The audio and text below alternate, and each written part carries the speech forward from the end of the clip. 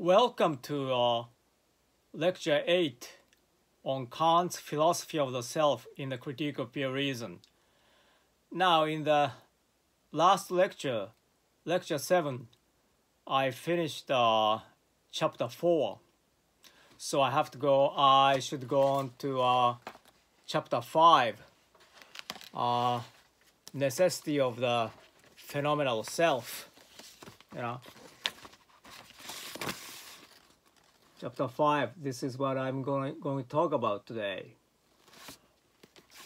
But before I go on, I'd like to say a few things on David Hume, or the relation between David Hume, not Brit Hume, the relation between David Hume and Immanuel Kant. I talked about the Hume's influence on Kant's Critique of Pure Reason, because Kant said in his Prolegomena that he was awakened by David Hume. And it's been very controversial which book of Hume influenced Kant. Because all Kant said was he was awakened by Hume, but he never said he was awakened by the treatise of human nature, or the inquiry concerning human understanding, or by the dialogues concerning natural religion. But I think, as I said in Lecture 7, it is the inquiry concerning human understanding which influenced Kant, because I say this because only, as I said, Kant couldn't read English, so the treatise of human nature was not translated until until Kant was finishing up the Critique of Pure Reason. And plus only excerpts of the treatise of human nature was translated into German. So there's no way Kant could read a whole book of the treatise of nature. But before he started writing the Critique of Pure Reason in 1770, well, we are not so sure that whether he started writing in the Critique of Pure Reason in 1770, but he finished the inaugural dissertation in 1770. Then he prepared himself for the next decade, or to be precise, next 11 years, writing Critique of Pure Reason. Before that time, the inquiry concerning human understanding was translated, so that I really think that it is not the treatise, but the inquiry which influenced Kant.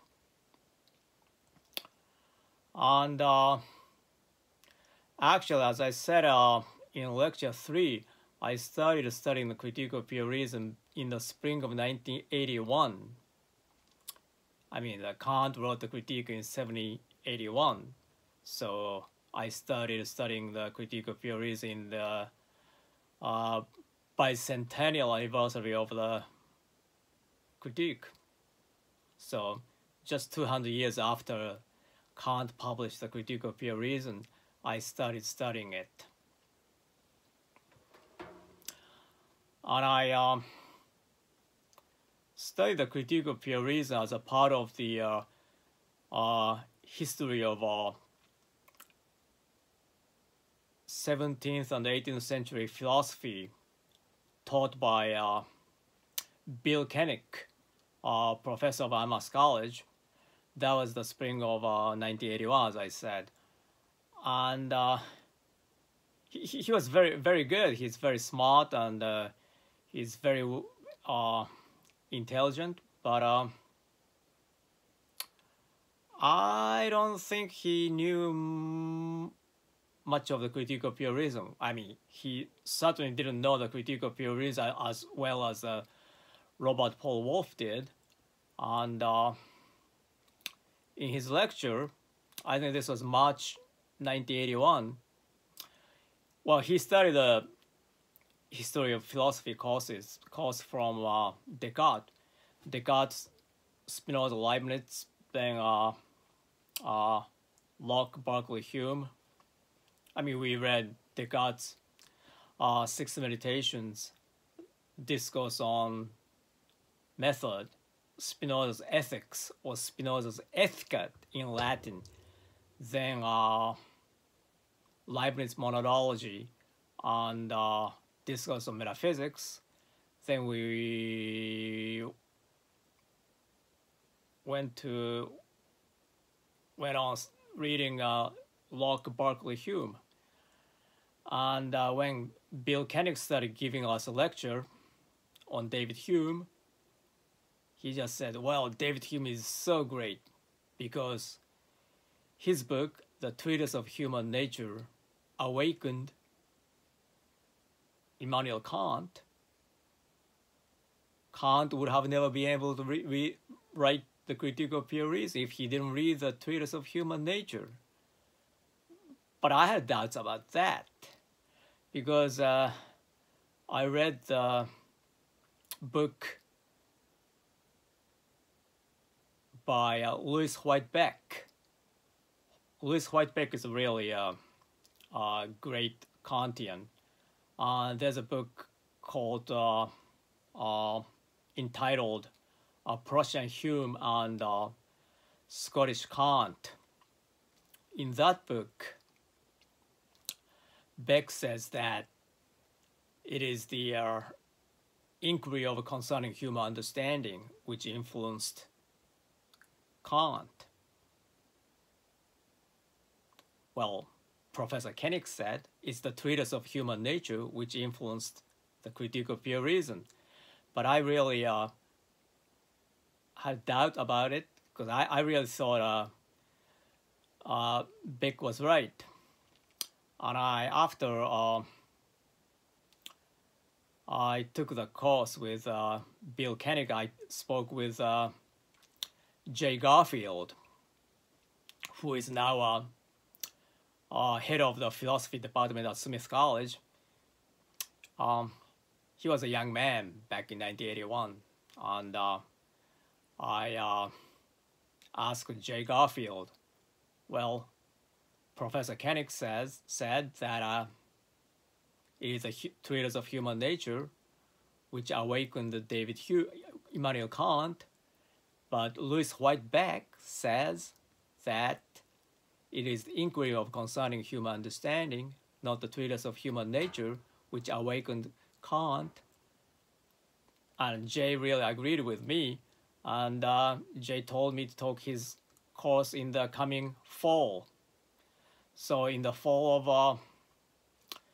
1981, I took Jay Garfield's course entitled Idealism and Realism. It's like Kant's transcendental idealism and empirical realism. And that was a very good course, and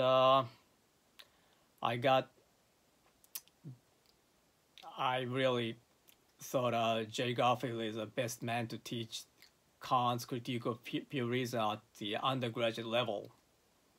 I mean, Robert Polf is the best man to teach the Critique of Pure Reason at the graduate level. And and in that class, we read Descartes, Kant, and Schopenhauer. I mean, we read Schopenhauer's World as Will and Representation, because Kant talks about representation. I mean, there are very, very few colleges and universities where, American colleges and universities where students read Schopenhauer. But Jay made us read Schopenhauer because, the representation. For Kant, the knowledge we have is the knowledge of representation. Actually, until lecture 6, I always use the term appearance. I never use the term representation, But in last lecture, lecture 7, I said I might start using the term representation rather than appearance. And I didn't use the appearance. I didn't use the word representation. I hadn't used that word till last lecture, because if I sometimes say representation and I sometimes say appearance, some of you might get confused. But as I mentioned, the world as will and representation by Schopenhauer, I might start using the term representation. And I showed you, since I don't have a whiteboard, I showed the paper that what is ideal for Locke is perception for Hume, and it's a representation for Kant. Now from now on, I might use the term representation more often than appearance. See, I'll show this again. Locke's idea is Hume's perception, and Hume's perception is Kant's representation. And in Jay Garfield's class, I read Kant's Critique of Pure Reason and Schopenhauer's The World as Will and Representation, which is very good. And what should I go say?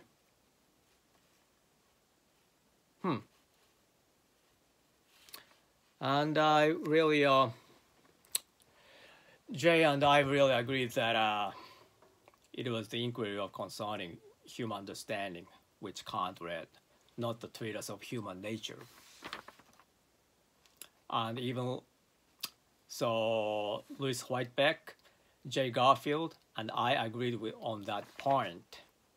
Well, I never met Beck, but actually he's a very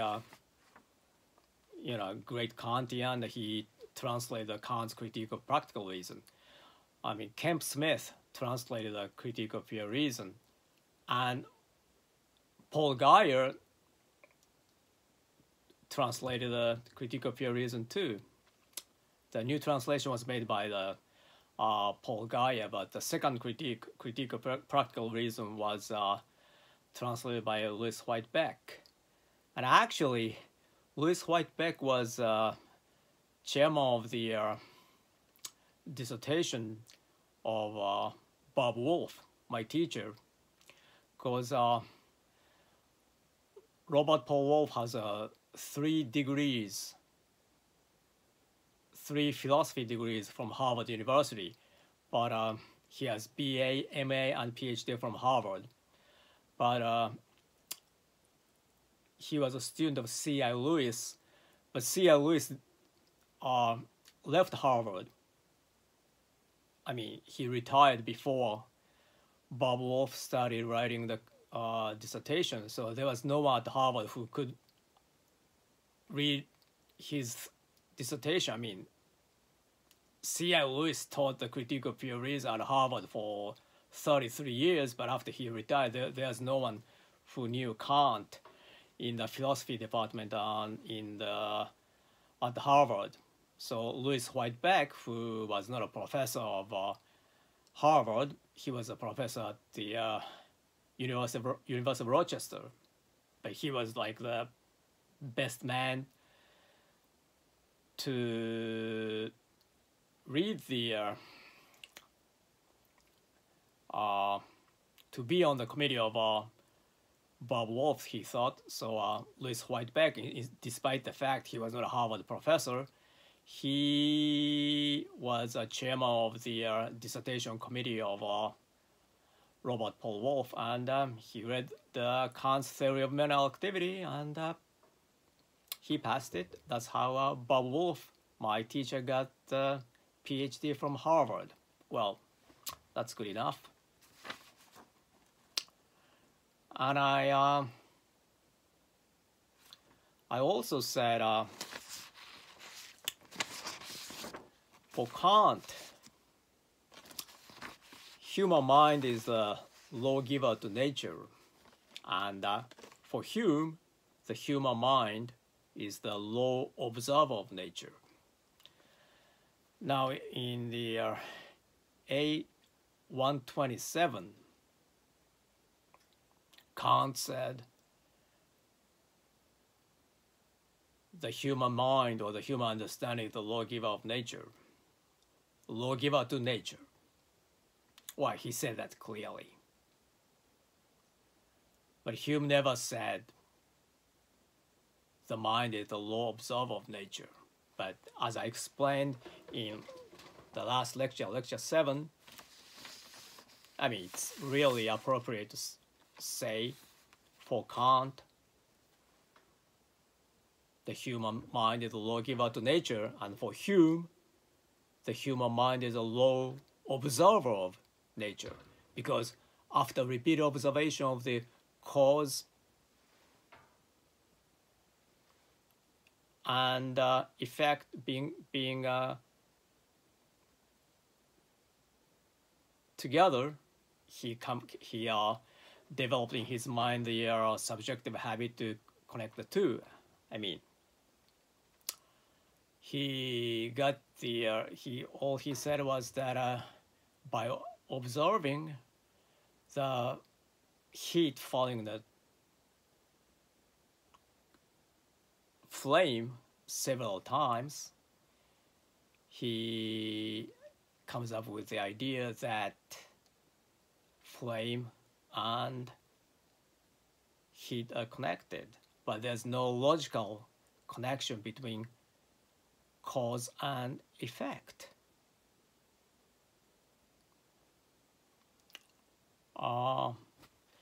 So I think this is what I showed you last time, okay?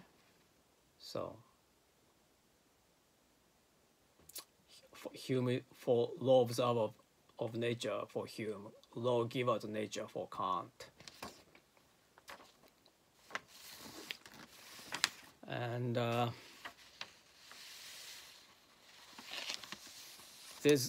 according to Hume, there's really no connection between, there's no necessary connection, or there's no objective connection between cause and effect. The sun has always risen, but there's no guarantee the sun will rise again tomorrow morning. So far, the sun has risen every morning, but it doesn't mean it's gonna rise tomorrow morning. Because there's no contradiction in saying the sun may not the sun may not rise tomorrow. I mean,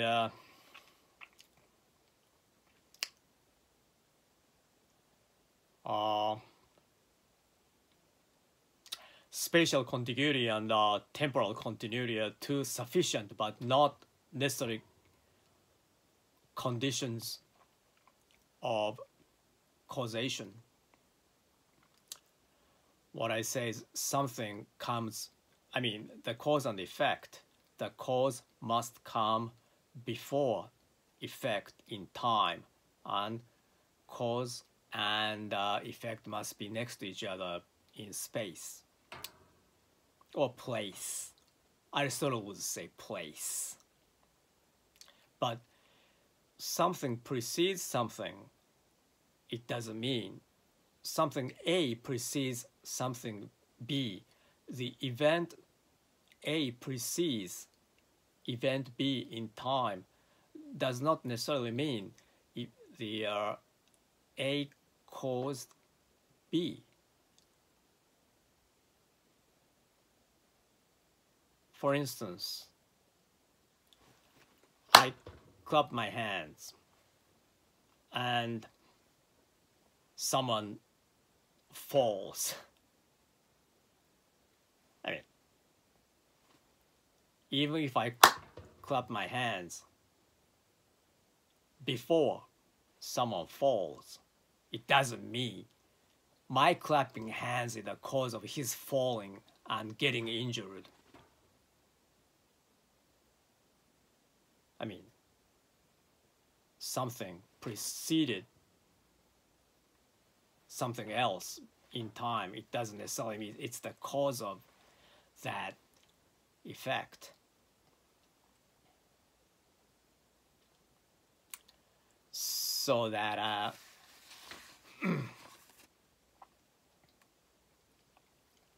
it's very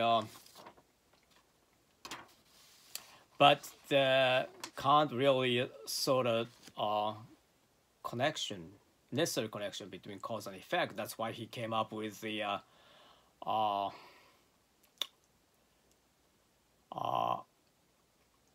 saying that their synthetic analytic judgments knowable a priori, and their synthetic judgment knowable a posteriori, and there is a synthetic judgment knowable a priori. So the judgment like flame causes heat, that's a synthetic judgment knowable a priori. And judgment or proposition, every event has a cause, or every effect has a cause. That's a synthetic judgment knowable a priori. And those are the things Kant will talk about in the Critique of Pure Reason.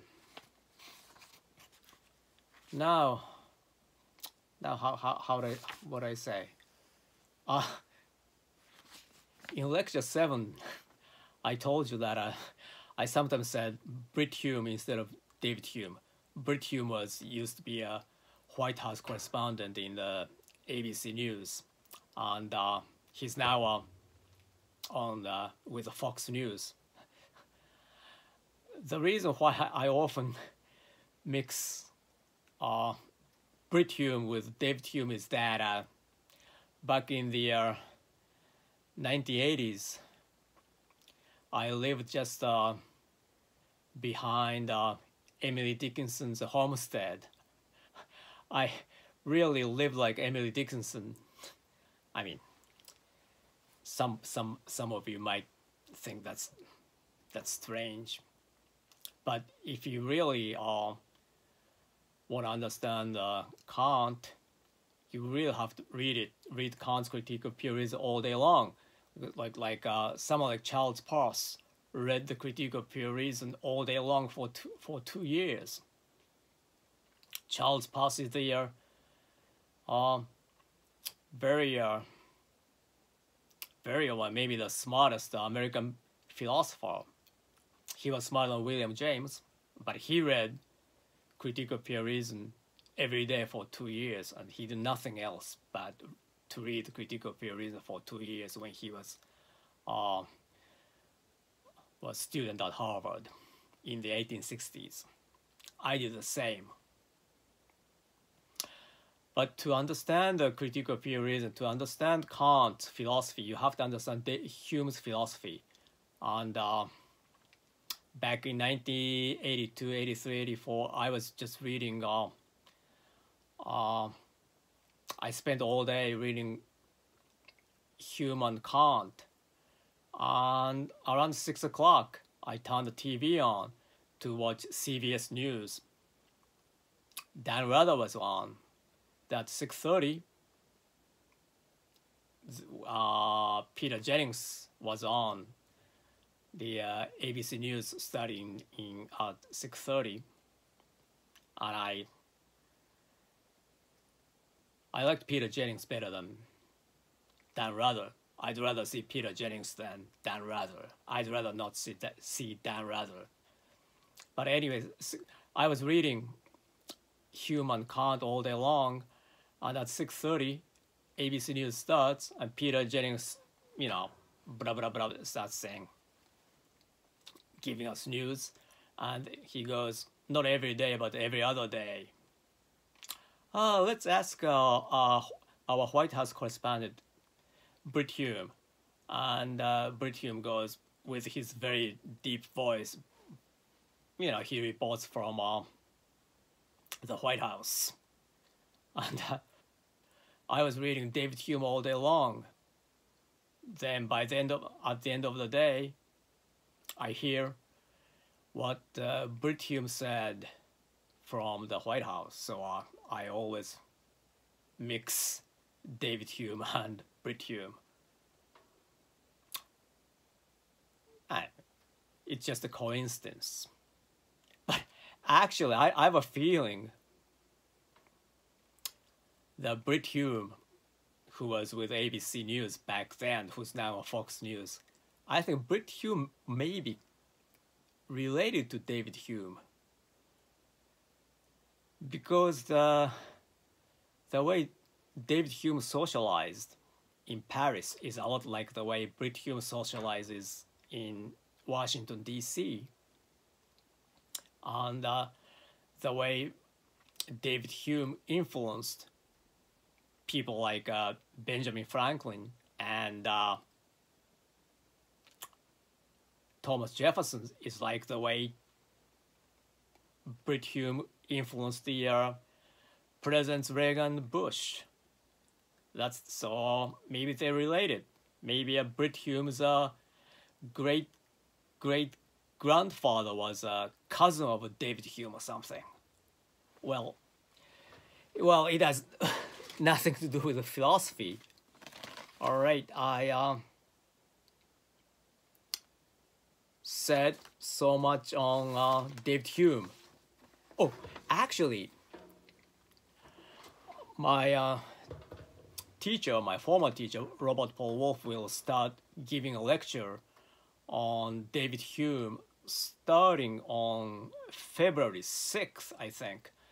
I read it in his blog, The Philosopher's Stone. He said, or he wrote that he would start giving a lecture on David Hume on February 6th and would be on YouTube.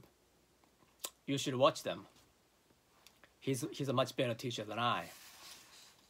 And actually, he now lives in North Carolina, and he used to live at Amherst for many years. Well, he lived in Boston, then moved and Amherst, and moved to Chapel Hill, North Carolina, about 8 years ago. I'm not sure, and he'll be giving lecture series on David Hume starting February 6th at Duke University. No, not at Duke. Well, Duke is my title, not my last name, but it's Duke is my title. I mean, my ancestors had been dukes for centuries. I mean, and so people call me Duke, but Duke is not my last name. I mean, very few. I mean, I don't really want to advertise I'm a Duke. I'm not like a Duke of Sussex. But I said Robert Paul would give a lecture on Hume on Duke University. No, he's gonna give lecture series on David Hume at the University of North Carolina at Chapel Hill, and it's gonna start on February 6th. It's maybe you should watch them. You will enjoy it.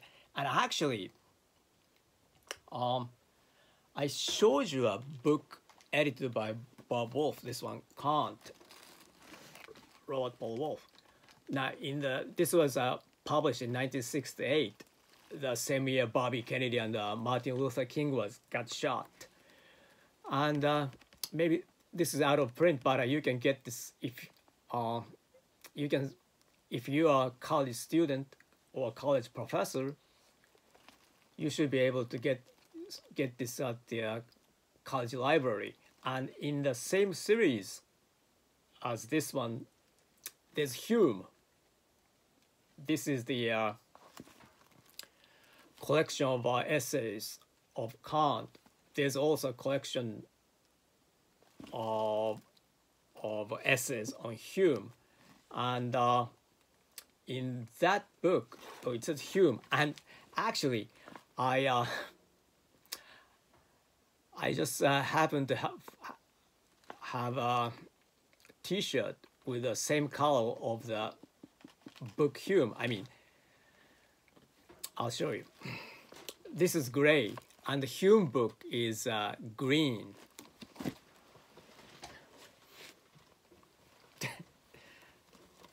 Like this color. I mean, I just was looking for. I need a T-shirt, and I just happened to find this T-shirt in my drawer, and there's a book called Hume with this color, and if you are a college student, you can find it in your library, and the book is out of print. I mean, even this book is out of print, but this book and the Hume book is very good. And in that Hume book, with this color, it's kind of silly to show my T-shirt on the internet. But the book Hume contains Bob Wolf's essay, Hume's Theory of Mental Activity. And I talked about Kant's theory of mental activity, but Professor Wolf wrote Hume's theory of mental activity before writing Kant's theory of mental activity. And if you're gonna watch his lecture series on David Hume next month, you really should read his essay entitled Hume's Theory of Mental Activity. All right, that's really good enough. I talked enough about David Hume, so I have to talk about chapter 5, the necessity of the phenomenal self. Okay, let me read what I wrote 33 years ago.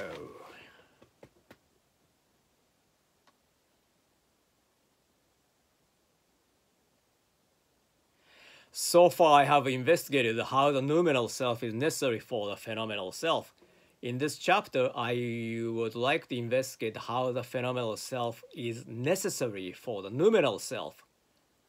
When Kant says, I know myself as I appear to myself, he is implying that the self cannot be known without what it appears to, i.e., the phenomenal self. According to the theory in the Critique of Pure Reason, it is the noumenal self and not the phenomenal self which acts. So that one may argue that the noumenal self can act without the phenomenal self, although it cannot be known without the phenomenal self. However, the phenomenal self is the necessary result of an activity of the noumenal self. And if the activity of is an essence of the noumenal self and never ends, the phenomenal self should neither start or stop appearing in the phenomenal world. It should have appeared from all eternity and should appear to all eternity.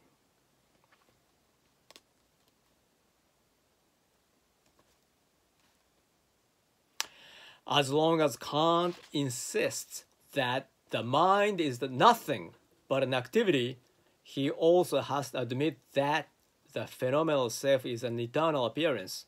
The activity always affects inner sense and makes its result, phenomenal self, necessary. Synthetic activity of the mind is what makes nature, the sum of all phenomena, possible. And my own body is one of several phenomena synthesized by my mind. The mind cannot synthesize the phenomenal world without synthesizing the phenomenal self. Well, this is what I said in lecture 2, I think. One cannot know himself or herself without knowing all other phenomena. To know one's phenomenal self, you have to know every other phenomenon. So we don't really have knowledge of phenomenal self, but we have phenomenal knowledge of self. Then I go, why then does each man or each human being require a couple of other phenomenal selves besides his own phenomenal self and noumenal self to step into the phenomenal world? Why does each child have both a father and a mother? See, I'm a phenomenal self. I'm appearing on your computer screen. For me to start appearing, I have to be born. I was born because I had parents. I had father and mother. They're both phenomenal selves. And two phenomenal selves are husband and wife. Father and mother produced me. So why do you need a couple of other phenomenal selves to exist or to start existing? When we were born, we started appearing in this world. Like the man named Immanuel Kant was born in 1724, and he died in 80 years later. And well, we start appearing when we are born, and we stop appearing when we die. So we appear and disappear. I think in lecture 6 I talked about Robert Stevenson's, that Jekyll and Hyde, and I said, where did it go? The papers that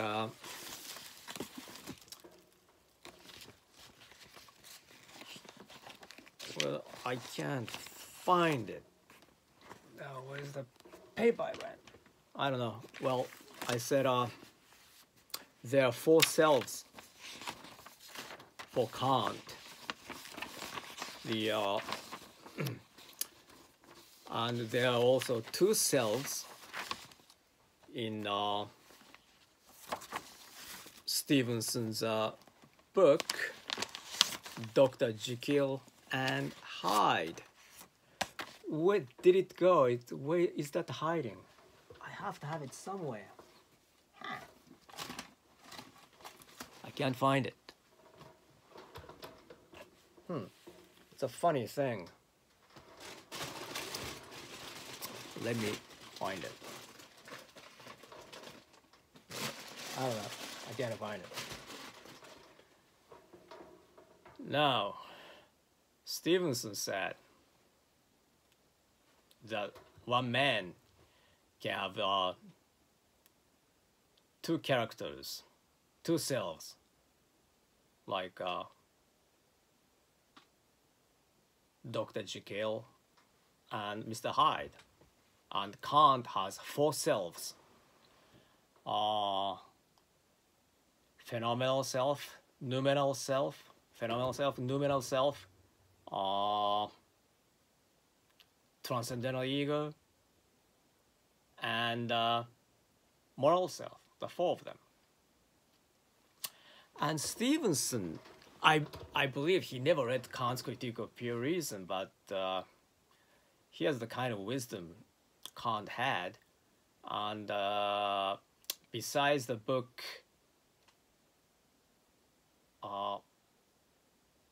Dr. Jekyll and Mr. Hyde, he wrote Treasure Island.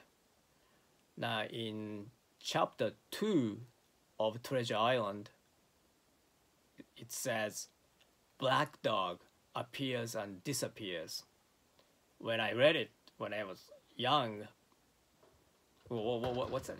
Black Dog appears and disappears?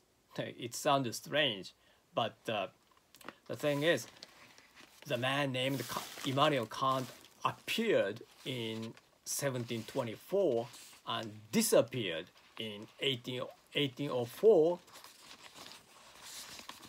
Because he died at age 80 at 1804. But phenomenal self appears when someone is born, and it disappears when he or she dies. But the thing is, if the essence of the self is an activity, I mean, phenomenal self starts appearing at some point and end or stop appearing at some point. But noumenal self never starts or stops acting. I don't think so. Now, in lecture 2 and also lecture 3 that I said, unlike Descartes,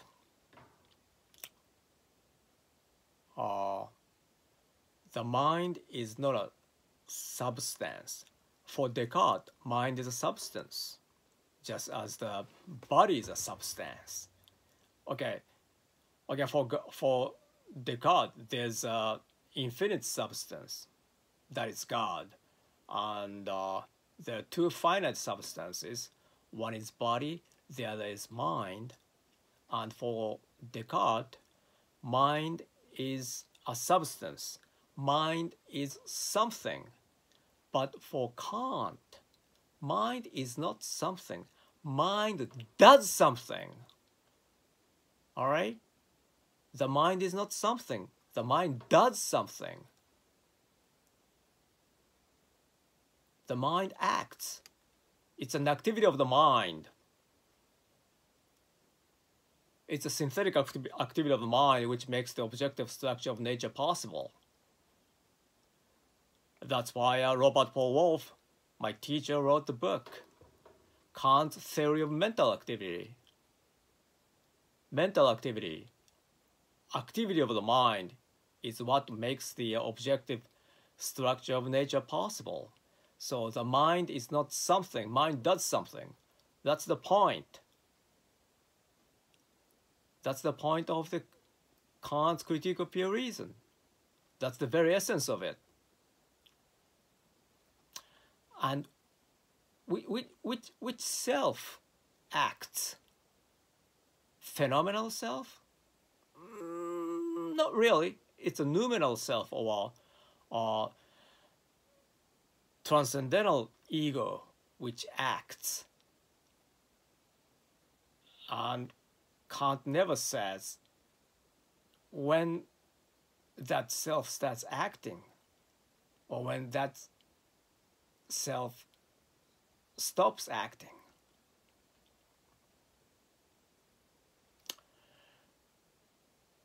Well, the essence of transcendental apperception or noumenal self is an activity. It should it should have been acting from all eternity to all eternity. Then the phenomenal self, like I, should appear forever. I should never die, because the noumenal self always acts. It never stops acting. If the noumenal self never stops acting, phenomenal self, like me, which is appearing in front of you, should never stop appearing. See, Stevenson said in Treasure Island, the chapter 2 of Treasure Island, it said, Black Dog appears and disappears. But according to Kant's theory of mental activity, I should never disappear. I should live forever, because the noumenal self never stops acting. So maybe I'm immortal. Well, that's a tough question. And well, I talked almost for 50 minutes, longer than usual. So I finished lecture 4 last time, and I started talking about lecture 5, and I I don't think I can finish lecture 5 in 10 minutes. I have to talk about, I have to continue to talk about lecture 5. I mean, I was planning on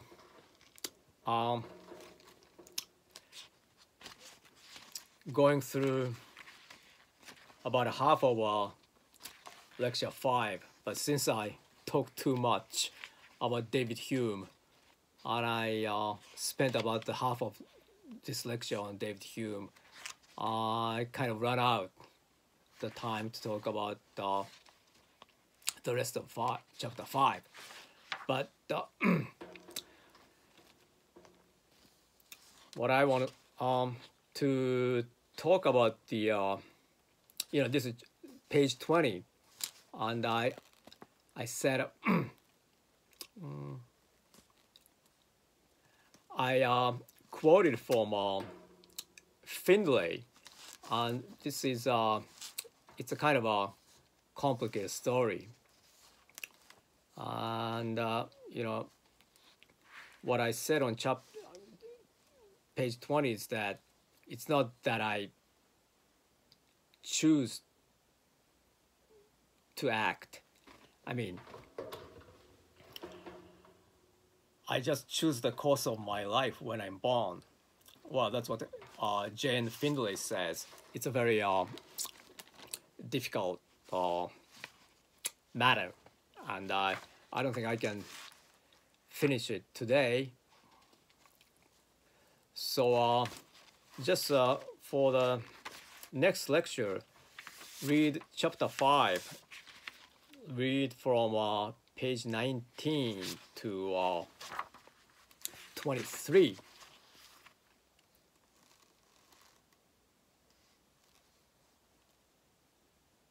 Okay, so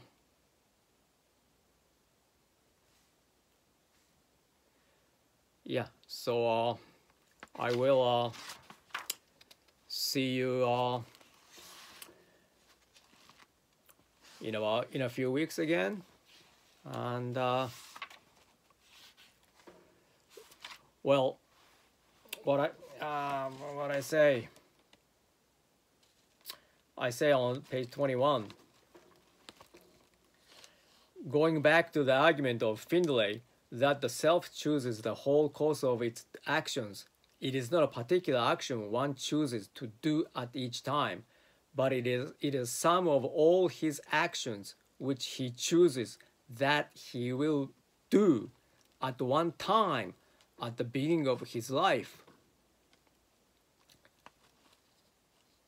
For example, it is not that I plan to, well, I'll go through this. This is page 21, and I will go through this next time. So just read chapter 5, and I'll see you in a few weeks.